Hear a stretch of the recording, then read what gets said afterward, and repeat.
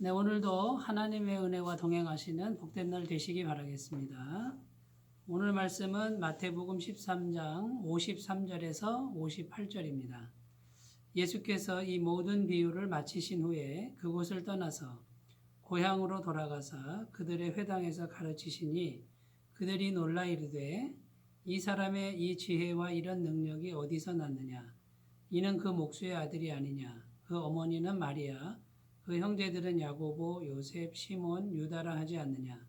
그 너희들은 다 우리와 함께 있지 아니하냐? 그런즉 이 사람의 이 모든 것이 어디서 났느냐 하고 예수를 배척한지라.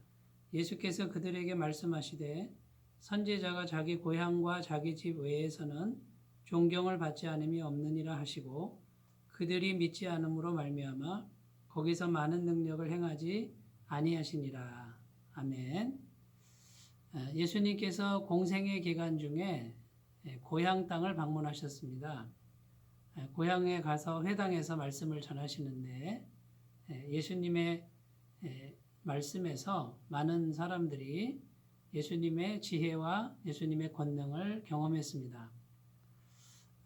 그러면 이 사람들이 예수님을 구주로 믿고 영접해야 되는데 오늘 말씀에 보면 예수님을 거부한 것으로 나옵니다. 왜냐하면 고향 땅에 가니까 고향에 있는 사람들은 예수님의 어린 시절부터 다 알고 있었고요.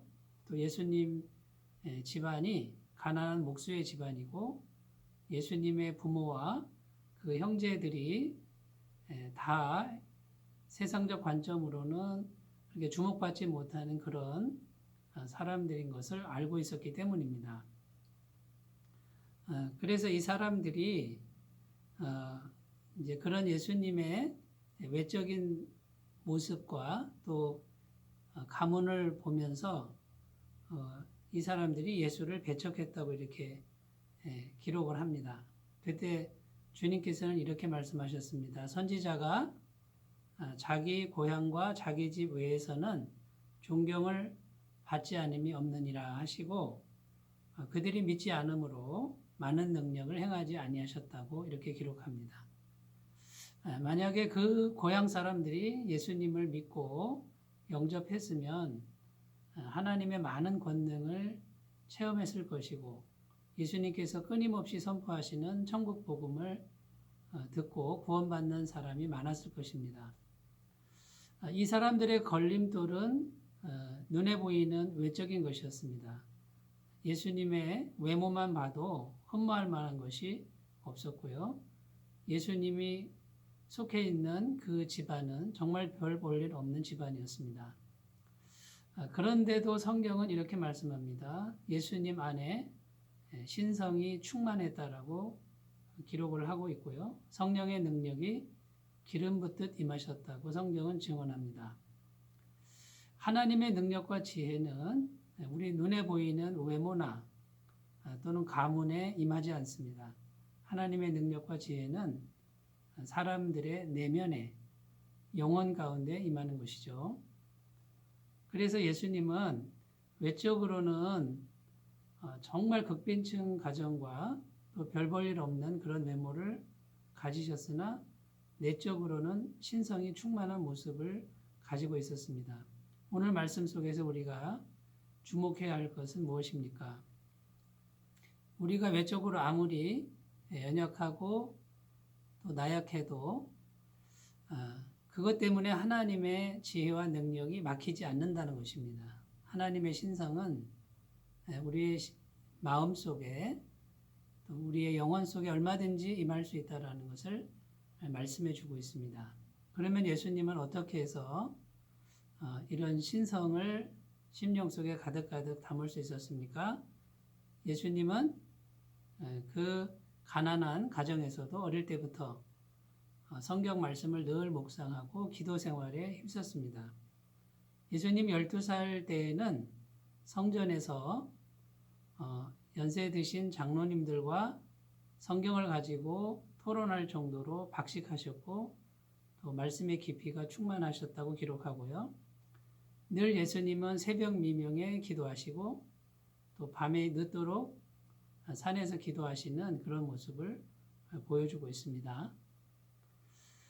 사랑하는 여러분, 우리가 외적인 것은 연약할지라도 얼마든지 살아계신 우리 하나님은 우리의 심령에 충만하게 임할 수 있다라는 그런 가능성을 우리에게 말씀해 줍니다. 그래서 우리가 우리의 심령에 하나님을 온전하게 모시고 또 그분의 말씀을 듣고 기도 생활을 통해서 그분의 성령의 도우심을 받을 수만 있다면 그 사람은 예수님을 닮아가는 그런 거룩한 또 능력 있는 그런 삶이 될 줄로 믿습니다.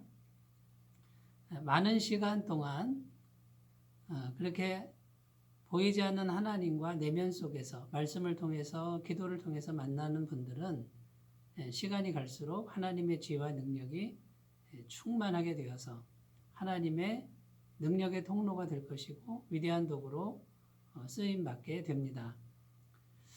예수님은 30년 동안 가정에서 평범한 일상사를 사시면서 훈련하셨고요. 야곱의 아들 요셉은 애굽에 노예로 팔려가서 13년 동안이나 노예로 살면서도 하나님과 함께하는 훈련을 했습니다. 이스라엘의 2대 왕, 위대한 왕 다윗도 사울왕의 미움을 피하여 광야에서 사막 한가운데서 10년 이상 오직 하나님만 바라보며 하나님 말씀에 순종하는 훈련을 한 후에 이스라엘의 위대한 왕으로 세워졌습니다.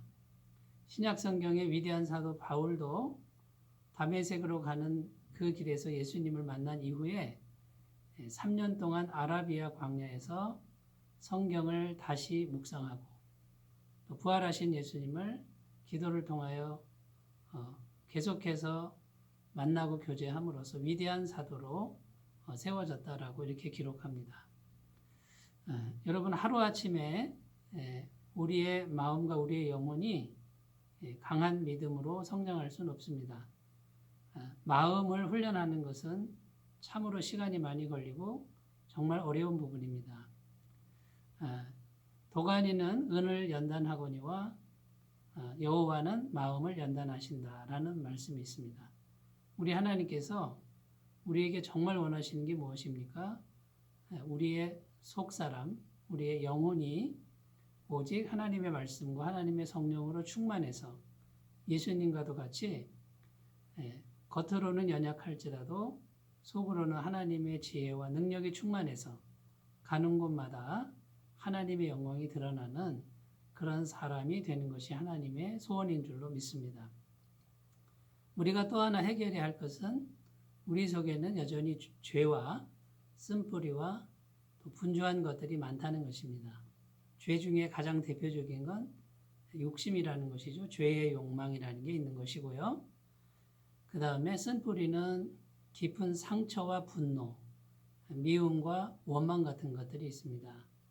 그리고 늘 분주하게 세상 일에 바쁘게 마음을 빼앗기는 이런 것들로부터 우리가 주의를 기울이고 우선순위를 정하셔서 먼저 하나님 앞에 말씀 앞에 자신을 드리고 성령님 앞에 기도로 나아가시는 귀한 삶을 꾸준히 살아가시면 시간이 갈수록 아름답게 하나님의 사람으로 세워질 줄로 믿습니다. 그 길을 오늘도 걸어가심으로 주님의 일꾼으로 준비되시는 귀한 은혜가 있으시길 바라겠습니다. 기도하겠습니다. 하나님 아버지, 예수님께서 고향에 가셨을 때 예수님의 외모와 예수님의 가족들과 예수님의 가문을 본 사람들은 예수님을 거절했습니다. 믿음을 믿지 않으므로 예수님의 권능이나 은혜가 나타나지 않았습니다. 하나님, 나 자신도 우리 자신도 사람을 외모로 판단할 때가 많고 나 자신의 모습을 볼 때도 외적인 것으로 판단할 때가 너무 많습니다. 이제 그 모든 것을 내려놓고 오직 우리 마음속에 마시는 주의 말씀과 성령으로 충만하여 하나님의 일꾼으로 온전히 세워지는 우리들이 되게 해주옵소서. 예수님의 이름으로 기도드립니다. 아멘. 성령 충만하시는 귀한 날들 되시기 바라겠습니다. 감사합니다.